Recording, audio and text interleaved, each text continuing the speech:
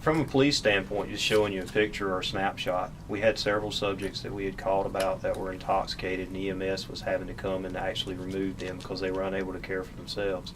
We were working on a common law robbery which had occurred where a lady's purse was snatched. We had made an arrest there.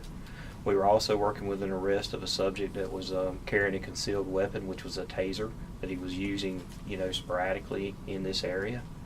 It was after bar closing, probably around 2:15 to 2:10 in that area, when the crowd started to form.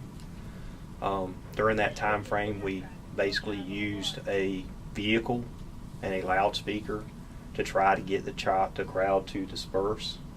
We tried to use a passive way of getting this crowd to move on, because of the potential for violence with the other related crimes that had already occurred in this area. That did exist.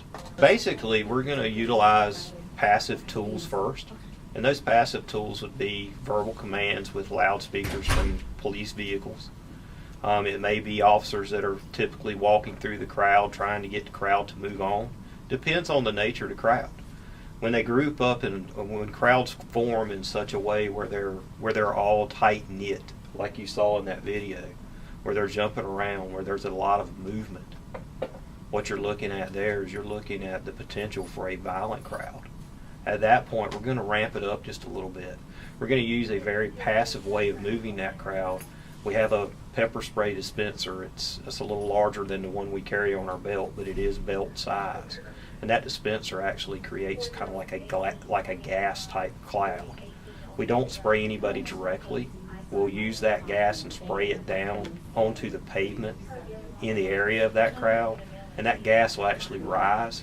It doesn't affect anybody where they have to be decontaminated from this type of exposure. It's a very passive way of moving that crowd. Would I say we had our hands full? Yes, we had our hands full. Perception. If you look at my perception, which is basically what I'm talking about, all these things that are going on, this is a law enforcement perception. From a public perception that doesn't have any of this background information, the public perception of it, especially from a young person's point of view, you can see most of the folks in those videos there are young folks. From that point of view, that perception may be a little bit one-sided.